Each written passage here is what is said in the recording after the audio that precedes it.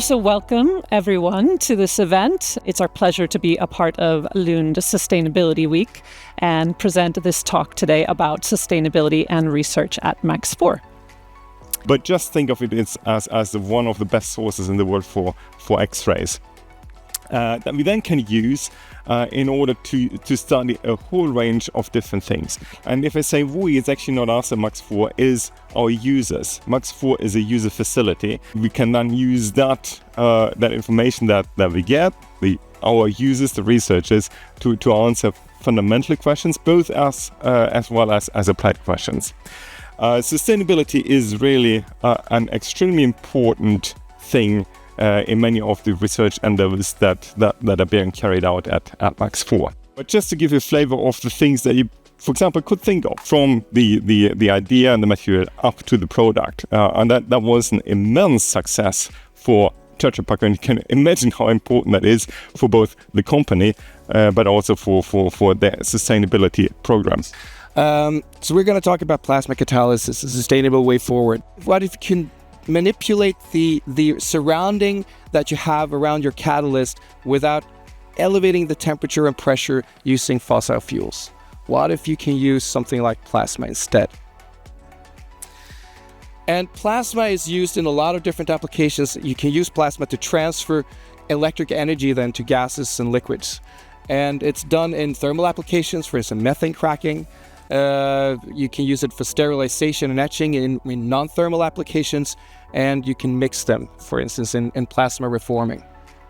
We can also see, so for instance, if carbon is binding to another carbon, we can measure that at specific binding energy, as we call it. But if carbon binds to an oxygen atom, it will show up at a different energy. And by that, we can get this kind of information. And that is very useful for catalysis, because then we have the interaction between gases and material, or in this case, plasma and the material. We did the first plasma catalysis experiment at Max 4, and it's actually the first experiment ever performed at the synchrotron. So, from the first step, it works, and we can try to get very fundamental understanding on this process.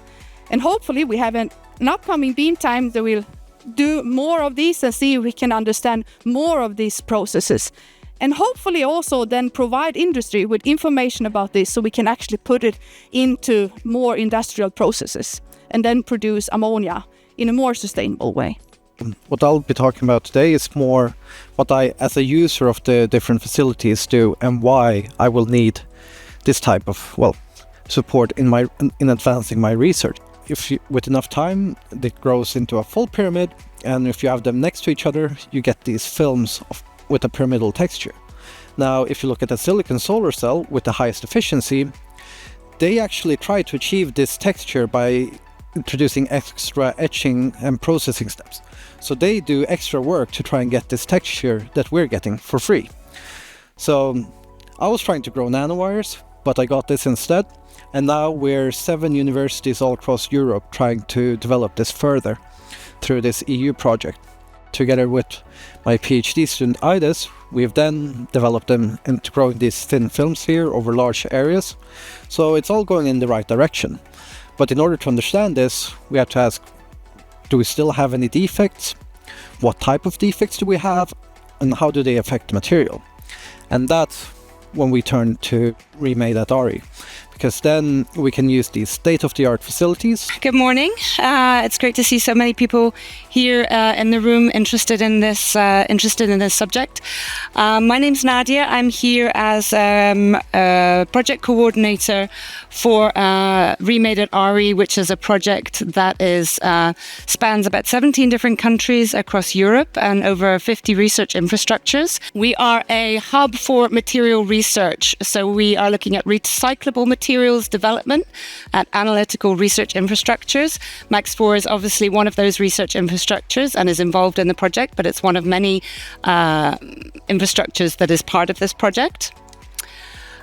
Who are we? We are a consortium of over 50 partners providing free access to the research infrastructures. And by free access, we mean the actual access to the research infrastructure itself and also financial support to the researchers that come to see us. We are a 4-year project, so we started in 2022 and we will be finishing in September next year.